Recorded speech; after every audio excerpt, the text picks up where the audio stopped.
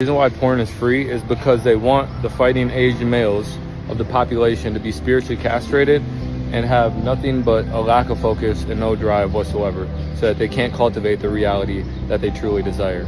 Like, really ask yourself that, right? Nothing is free in this fucking world, right? Water's not free, food's not free, shelter's not free, but porn is free. You know what I'm saying? Porn and social media are free. So genuinely ask yourself why, right? Maybe they want you distracted. Maybe they want you depleted. Maybe they want your focus, you know, shattered and fractured off into every direction, so you can't actually like plan a fucking avenue of attack on whatever endeavor you have and actually get results from it, right? So in order to drop these vices or these habits, whether it's porn, weed, or alcohol, you need to be able to identify the triggers or the things that are triggering you to indulge in them in the first place, right? With porn, with weed, with alcohol, with drugs, a majority of the time, the only reason why you're indulging in these vices is because you're overwhelmed, you're stressed, you have a lot on your shoulders, and you're using them as a form of escapism, right? So you need to realize that these habits are keeping you in alignment with the lowest version of yourself. And when you visualize the best version of yourself, you'll be able to figure out what habits are in alignment with that version of yourself. So every time you have the urge to smoke weed, watch porn, drink, do drugs, you can transmute that energy into that habit that's in alignment with the best version of yourself. And that's how you'll change your reality over time. Black son, 18 years old, and the only thing you taught him how to do was goddamn play football and basketball. Now he don't know how to change a tire, put air in a tire, change oil, put it together, clean properly, cook. He don't know how to do shit. But boo! Thank God he was in sports all his life. Unpopular opinion. A lot of women do not lack communication skills. They are just inconsiderate of you. They don't care what you have to say, therefore communicating with them becomes very difficult. She can sit down and have a full-fledged conversation with her best friend and take advice and criticism and take that shit on the chin and never yell, scream, cuss, and/or argue with that person. Don't go back and forth. They just take it for what it is. And they've learned how to communicate their feelings and express their emotions, and they don't have to do a whole uproar in order to do so with their bestie. When they go to work, they deal with a manager that they may not like every day, but everything is cool, calm, collected. She don't yell, scream, cuss. She don't go back and forth. She don't do anything aggressive towards that person because she doesn't want to lose her job, but she don't like how they lead. She don't like what they got going on. When she goes out into the world, she knows how to communicate with everybody around her except for you. And it's not that she doesn't know how to communicate. She just lacks consideration of you. It's gonna be a hard one for some of y'all to hear, so just brace on this, because black masculinity is not violent, it's starving. What you're seeing, the outbursts, the distance, the shutdowns, the rage, is not because he was born hard. Right, I just want people to understand. It's because he was never fed. Never held in softness, never mirrored in tenderness, never allowed to feel without punishment. You think he's angry, but most of the time he's just underfed. Underfed in language, safety, emotional literacy, forgiveness, slowness, and being seen without needing to perform. He never learned to cry, and the first time he tried, someone laughed. He never learned to ask for help because the first time he did, nobody came. He never learned to stay because every man he watched left when he got quiet.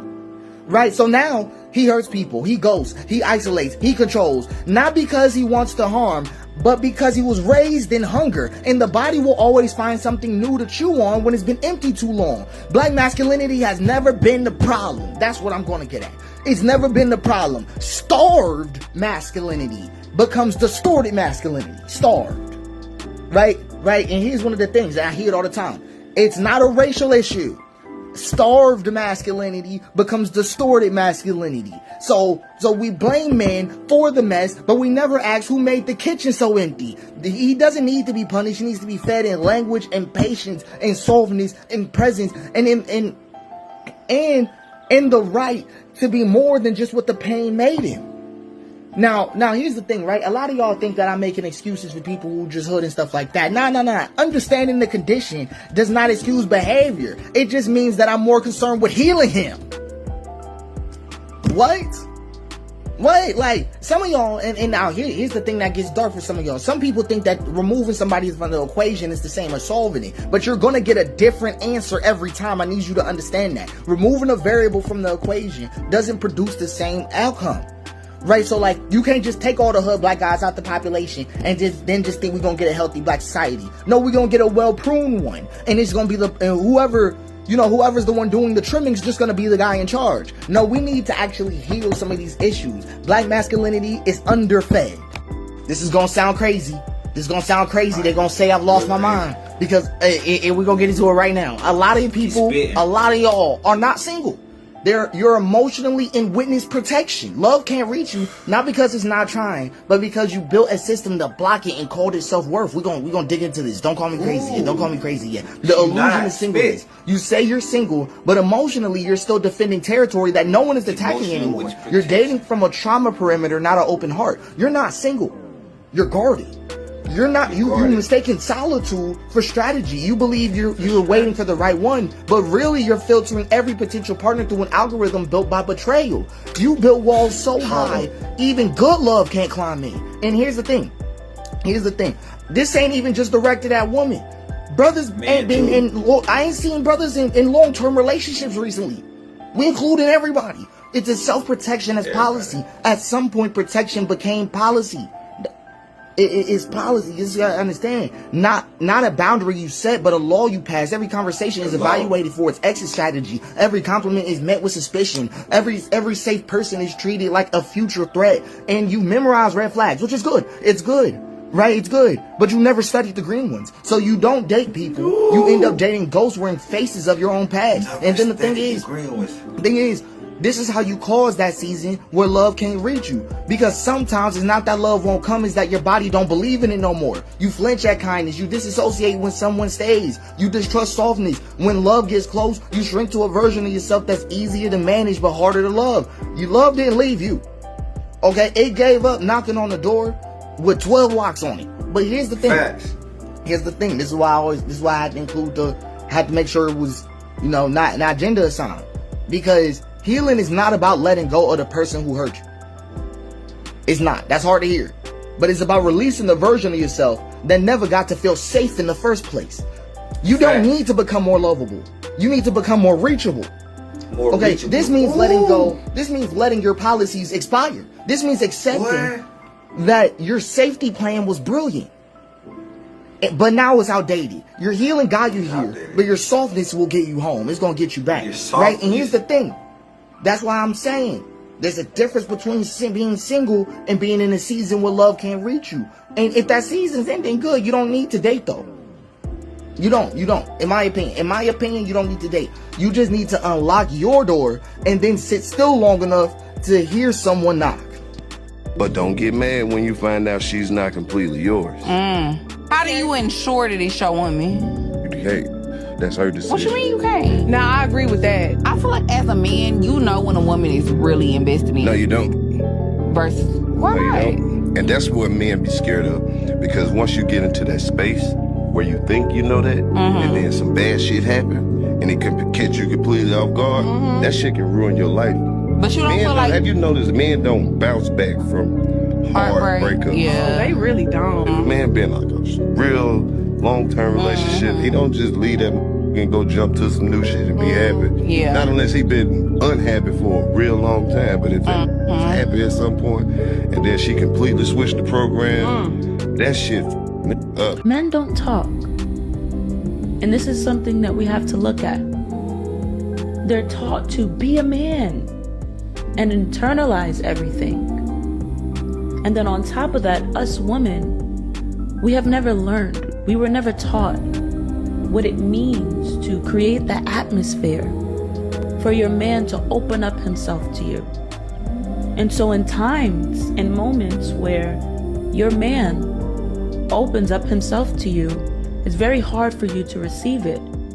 In fact, in a moment where you were upset at him, angry at him, mad at him, you used that information that he gave you, which was so sacred, against him.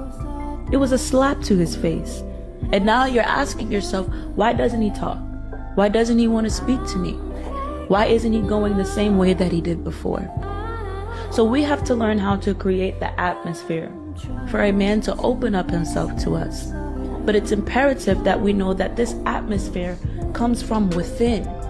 This is something that comes from within the woman. And if the woman is always focusing on the fact that her man is not talking to her, she'll neglect her own self. She won't be able to look within herself and say, hold on a second. Am I creating the atmosphere? Is the atmosphere, is home coming from within me? I think that Black women can better support Black men by not judging them by their accolades or acts of service. I think that we need to look at Black men beyond their earning capital. Right. Because we are living in a country that is systematically trying to oppress Black men financially. A Black man may never be able to step into my shoes and do what I do and make what I make. Don't fall for what they're trying to do to make you feel like your man ain't if he don't have what you have or he don't make what you make. I think that the first way we could better support Black men is stop looking at their pockets before their characters and hearts. So I sound like talking to these poets. I love talking to poets because y'all be having the bars. Man. Ooh, that's good. Yeah, that's a clip right there. Yeah, they gonna love that. Islam, shalom, hola, aloha, bonjour, osio, assalamu alaikum, konnichiwa. This your brother Zach Bay, Indigenous American Moor, coming to you live in full effect. Like, share, subscribe to my channel, hit the notification bell down below so you can be notified whenever I'm dropping some new content. Leave a comment, interact with me. Thank you. I really do appreciate your viewership. Let's jump into another one. All right. More frog in the boiling pot. Hopefully you enjoyed those clips at the beginning. I know I normally don't speak on topics like this, like interpersonal relationships, relationship dynamics and stuff like that. But, as far as cultivating an environment for like the building of families, that's why I tend to talk about subjects and topics like this and like what's really going on with like the psyche of men and women, when it comes to dealing with relationships or trauma and family bonds and marriage and stuff like that, like what's really going on upstairs with a lot of these people, old, young, foreign, national, it's just a whole lot to talk about. It always seems to be like there's a new divide, a new schism, a new shift that's being caused between a new rift that's being caused between men and women and building family bonds. So I've been thinking about this one for a good while now, compiling videos and clips like that, and really thinking about how I want to bring it to you guys. But yeah, I've been thinking about this for a good while, so hopefully those clips at the beginning kind of really solidify where I'm going with this topic, and because I haven't been the only one who's been noticing this stuff.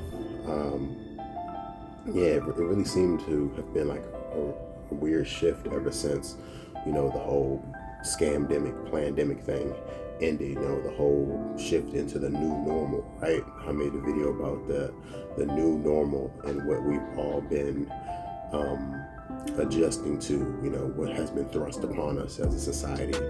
But this one I've actually noticed things from even my childhood coming up, and this has been going on for a long while now, since the 90s, as far as I've been aware. So I want to make this title pretty much about the devaluing of men and boys. All right, have women and girls been conditioned to hate, hit, and hurt men and boys? That might sound like, well, where is he going with this? But really think about the way society has been going lately. More incidences that have been happening. More hate, more misandrous ideology, more ephemism ideologies. It just seems to be like a lot of division that's being spewed, but it's not just in this modern time. it's been going on for a long while now. You know, I've noticed things since I was younger, and I'm actually going to get into it now. So it's like, just for starts, from the jump, when it comes to being born as a boy and growing into manhood, men are born with no value. You know, boys, they're born with no value. We have to build and or create our value as we get older into manhood. You know, and contrast women, inherently society says they're born with value, and girls, and then as girls grow into women, they have to maintain said value. And societally, we've thought of that as in like maintaining their virtues, maintaining, you know, chastity, purity, stuff like that, right? So men or boys born with no value, and women are born, or girls are born with value, you know. So it's like, that's like the baseline of how our society functions and operates. But I noticed this as a young man in the 90s. I'm coming up watching cartoons, right? So these are like all cartoon references from like late 90s, mid 90s, mid to late 90s to like the early 2000s, right? When networks like Cartoon Network, Nickelodeon, Disney Channel, stuff like that. So you might have recognized some of these references, but think back to the dynamics on these references, right? When it comes to relationships, men and women. All right, this is what I've noticed. There was a show called Johnny Bravo. and in this day and age, that show Johnny Bravo wouldn't survive, you know. There would be too much hate on it. But late 90s, early 2000s, you know, Johnny Bravo was on Cartoon Network. So dude, you know, worked out a lot of trying to get girls. He never seemed to get the ladies, no matter what. Like, they was always hitting him, knocking him out of the way, completely disrespectful, disregarding. This guy got no play back then. So, you know, when it comes to that. But think about that dynamic, you know. That was pushed to us. So it's like, what has been going on now? All right, when it comes to the show Pokemon, Brock on Pokemon never got the ladies, was always trying to go after the ladies, never got them. It was like something always happened. Misty come pull his ear, you know, it just wasn't working out for him. You know, that shows a pattern. It was happening all the time. You had to have noticed it. All right, and then stuff like the rise of the idiot husband or the idiot males. All right, shows like Family Guy, you know, Peter Griffin, the dad, he's like an idiot, he's a moron. He's, you know, not very intelligent, I would say. Back to the Simpsons, Homer Simpson, not the most intelligent guy, you know, but still, you know, he's a family man, he's supposed to be the head of the household. You know, but he's not the most intelligent, most reliable type of person. You know what I'm saying? Do you see how it's leaning very, very heavily to the devaluing of men? All right, I'm going to continue. Rugrats. Phil and Lil's, I guess the early Rugrats, all right? 90s. Phil and Lil's mom and dad. Does anybody remember the relationship dynamic with Phil, the twins, Phil and Lil's mom and dad? You remember that relationship dynamic? Check out some of the early 90s episodes in the 90s when the show was out. All right. As well as the Proud family. Oscar Proud, the father, always getting hurt, ran over, disregarded, disrespected. You know, he was the butt of the jokes all the time. Oscar Proud, right? Do you see how it's like a devaluing of the man, devaluing of the head of the household, devaluing of the male figure? Do you get what I'm saying?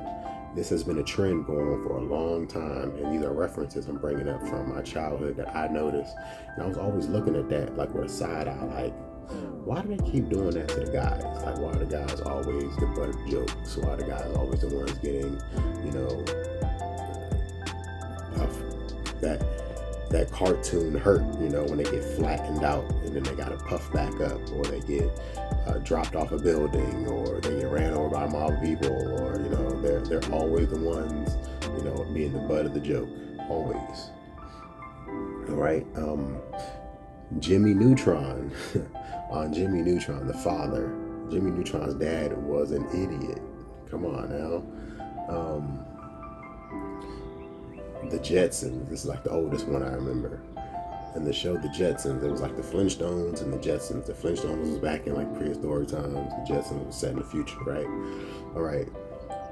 George Jetson, at the very beginning in the intro, he's giving everybody some allowance. He gave his little son, you know, a bill to go to school. He gave his teenage daughter a bill to go.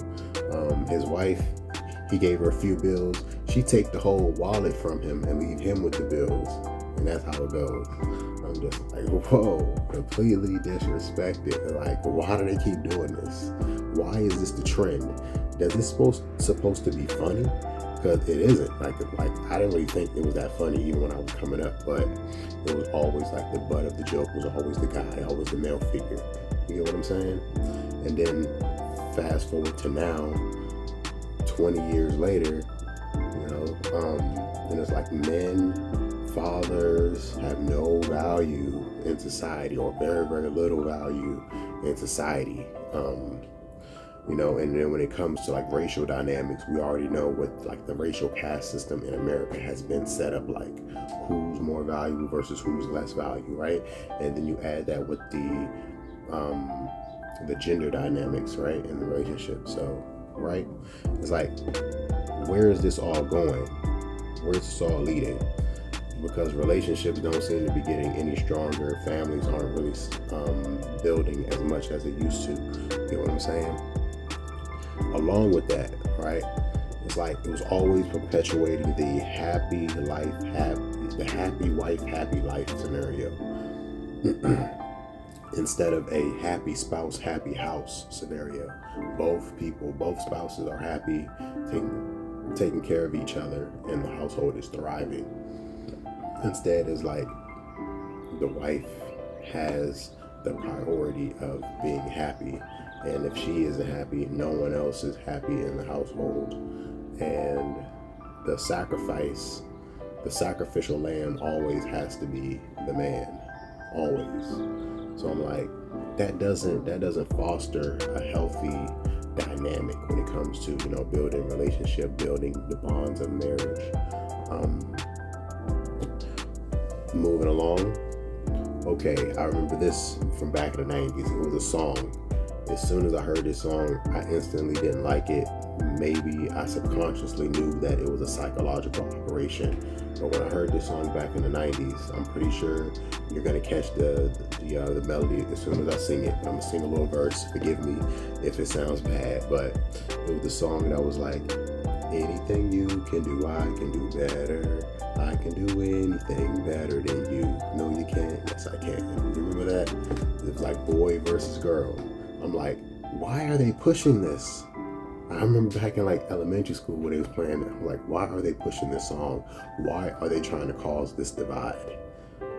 I'm just like, it's so crazy, right? Or is it crazy?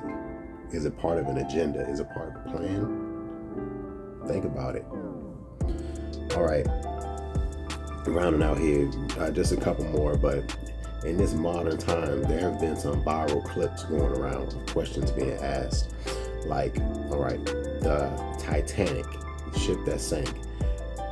There was a viral clips going around asking guys, like, if the Titanic was sinking and they made that priority for the lifeboats, they were saying women and children only, you know, women and children first type of thing. A lot of guys were saying in this modern age, they were saying that they would fight to get onto those lifeboats. And a lot of people were kind of disappointed in those answers. They were like, chivalry is dead. If you remember Dave Chappelle's stand-up special, when he said chivalry is dead and women killed it, that's how a lot of guys are feeling now. Like, a lot of guys are feeling that way. There's been a push for like equality, and men and women are equal. So a lot of guys are thinking like, if we're equal, why would I have to sacrifice my life for someone who's equal to me? Even when it goes to sitting down, offering people seats on buses or trains and transit and stuff like that. A lot of guys are no longer getting up and offering their seat to a woman that's standing up. And a lot of women are making these viral clips and videos speaking out against it, like they've been wronged. They have just been wronged, by society so bad. But it's like, you can't advocate and push for equality and then want somebody to treat you like you're weaker. It's like, it just doesn't make sense. You get what I'm saying? So this has been pushed. Society has been conditioned like this for years now, and it's finally like coming to a head to become very, very, very obvious. All right, and along with that is, there was another question that went viral. They were asking women, going around just asking young women, older women, women and girls, they were asking, do we need men? Like, simple, flat out question, do we need men? Like 85% of the time they were like, no. The women and girls, college age, teenagers to even older, some older women, they were like, no, we don't need men. And then on the other side of that, they went around asking men, young, old, do we need women? Overwhelmingly, the answer was yes. Like 95% of the men was like, yes, we need women. On the other hand, 85% of the women were like, no, we don't need men. You get what I'm saying? It's wild. I'm sure you probably heard about this one as well. It went viral a couple months ago. The whole man versus bear scenario. I didn't even want to bring this up, but I just had to, because it was one of those viral things that took the internet by storm. A lot of people were talking about it. They said, would women rather be in the forest lost with a man or a bear? Overwhelmingly, the women were choosing bear, knowing how dangerous bears are in the woods, whether it's a polar bear, grizzly bear, black bear, Kodak bear, bears are very dangerous. So it's like, guys were automatically seeing that, the logic, and it's like the disregard for men and our feelings and our humanity. We were just seeing that like widespread, honestly. It was like impossible to not see it. You know what I'm saying? So I just want to let you know that a lot of these things that are going on, that's going viral, that's being pushed to the forefront, they're psyops, they're psychological operations meant to screw with your mind, meant to change the way you operate out here in reality, to change the way you operate out here with other people in society, all right, in order to further their goals and agenda. That's what it all is.